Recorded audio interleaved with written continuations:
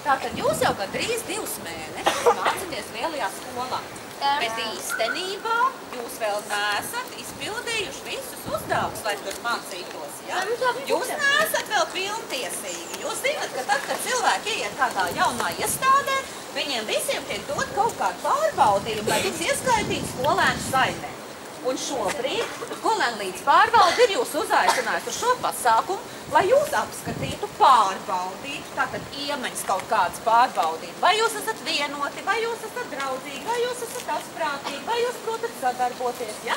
Un tad, kad šie pārbaudījumi būs veikti, jums iedos, pa priekšu būs zvērsts. Jums būs arī kaut ko jāapsola skolēnu līdz pārvaldē. Kā jūs turpmāk darīsiet? Un tad jūs saņemsiet caurlaides, jūs būsiet pilntiesīgi lielā skolas skolēni. Varēsiet nākt.